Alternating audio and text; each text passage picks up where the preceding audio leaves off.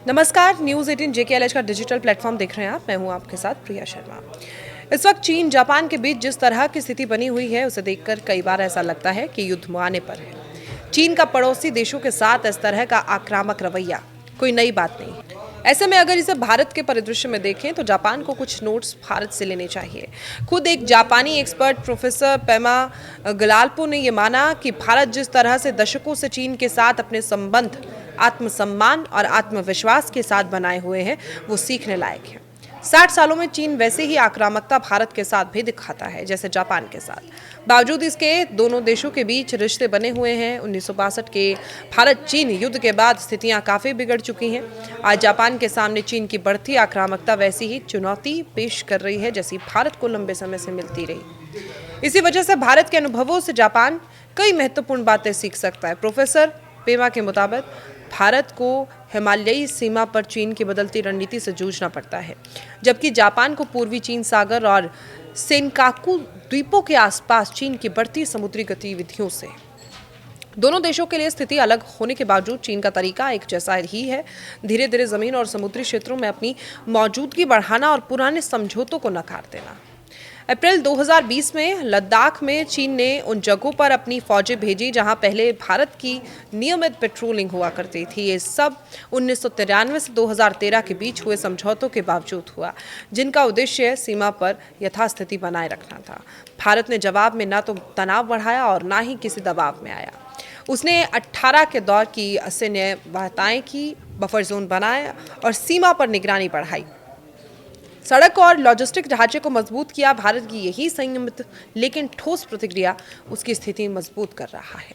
Japan भी अपने समुद्री इलाकों में ऐसी ही स्थिति का सामना कर रहा है। विशेषज्ञों का मानना है कि भारत की तरह जापान को भी निगरानी बढ़ाने, इंफ्रास्ट्रक्चर मजबूत करने और साथ ही कूटनीति के रास्ते खुले रखने की जरूरत है।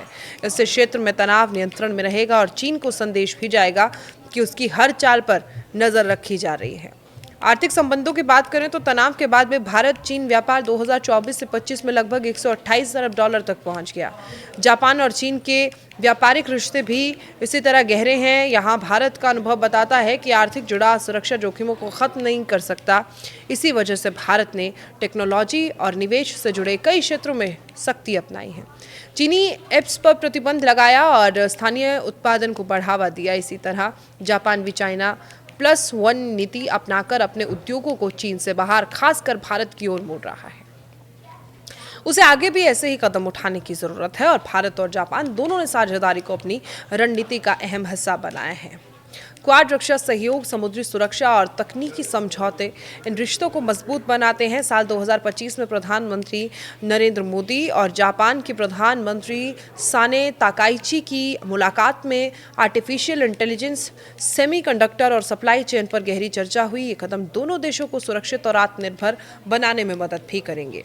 चीन जैसे देश से निपटने में भारत की रणनीति कई परतों वाली है। इसमें सेना को मजबूत रखना, अर्थव्यवस्था को विविध बनाना और संवाद के रास्ते खुले रखना अहम है। लद्दाख में भारत की मजबूत मौजूदगी, पेट्रोलिंग व्यवस्था और पारदर्शिता ने आंतरिक समर्थन भी बढ़ाया है और अंतर्राष्ट्रीय संदेश भी दिया है। जापान भी समुद्री क्षेत्र में जिबूती बेस निगरानी मिशन और भारत के साथ संयुक्त परियोजना के जरिए इसी दिशा में आगे बढ़ रहा है। ये उसकी दृढ़ता और कूटनीतिक लचीलेपन का इशारा है, क्योंकि चीन इस वक्त एक ग्लोबल खिलाड़ी है।